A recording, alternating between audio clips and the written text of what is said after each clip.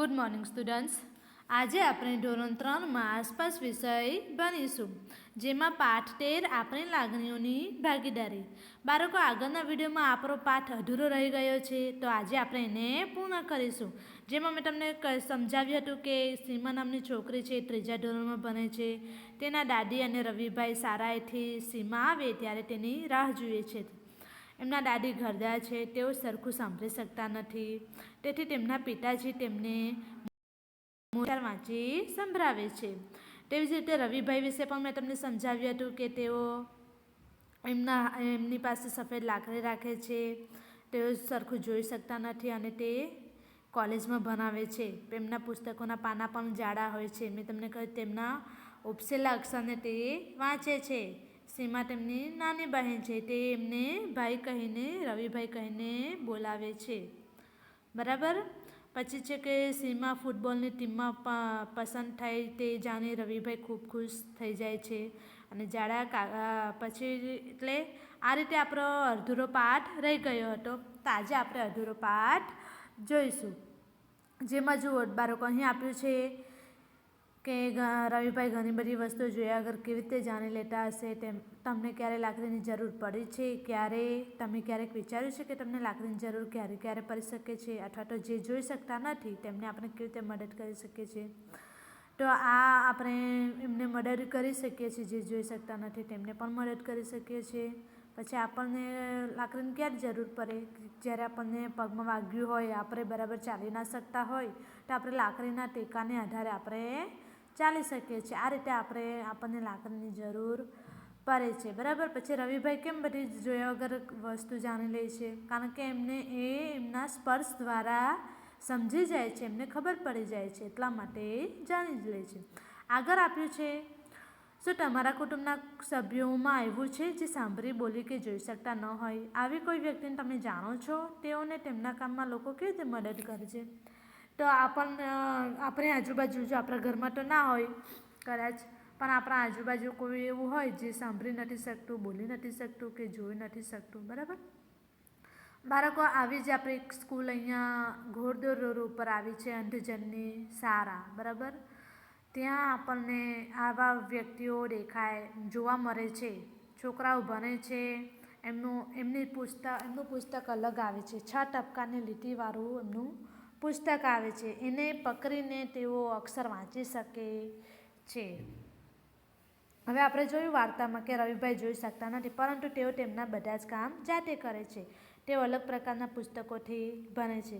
બરાબર. તેઓ કેવી રીતે તેમના કામ કરી શકે છે તે સમજવા આંખો બંધ કરી રમત રમો. બરાબર.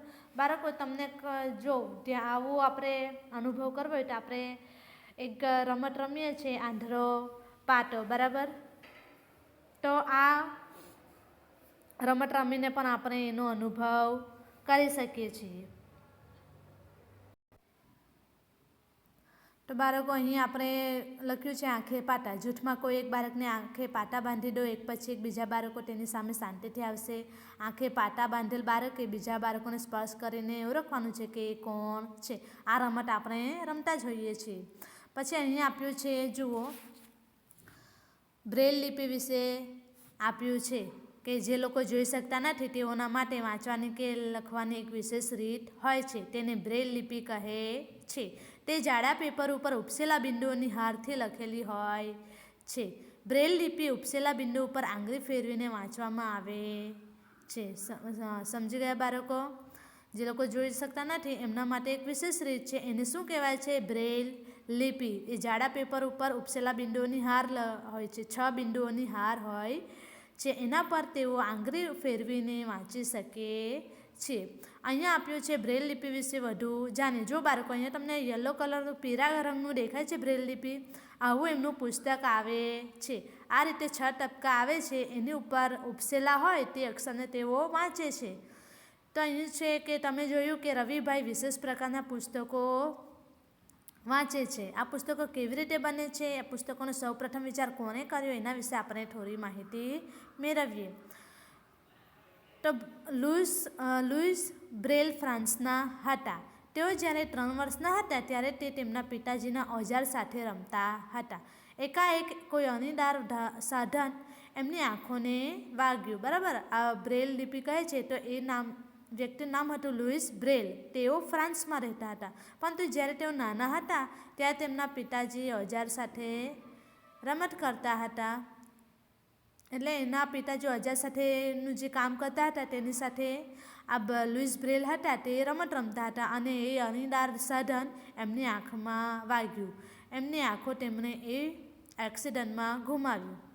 લુઈસ બ્રેલને ભણવામાં ખૂબ જ રસ હતો. દેખાતું ન હતું છતાંય તેમણે હાર ન માની. જુઓ, એમને વાગી ગયું આંખમાં અણીદાર વસ્તુ, એટલા માટે એમણે એની આંખો ગુમાવી. પરંતુ એ ભણવામાં ખૂબ જ હોશિયાર હતા અને એમને રસ પણ બહુ હતું. જો એમને દેખાતું ન હતું છતાં તેમણે હાર ન માની. તેઓ વાંચવા અને લખવા માટે અલગ અલગ રીતે વિચારવા લાગ્યા.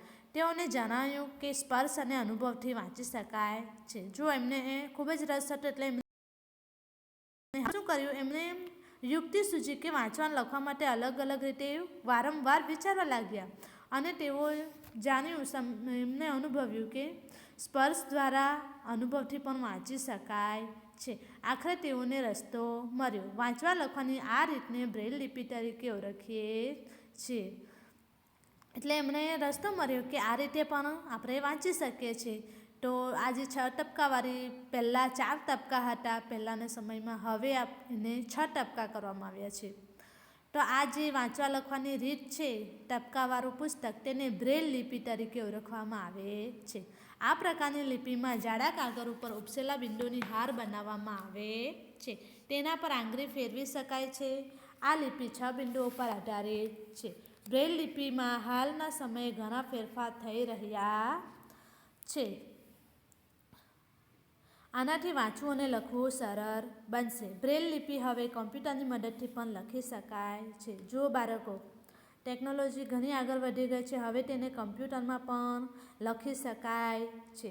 તો જોયું બાળકો, અહીં આપણે જે વ્યક્તિ અંધ હોય તેઓ પણ વાંચી લખી શકે છે. જોયા વગર વાંચી લખી શકે છે. એમના કામ પણ જાતે કરી શકે છે.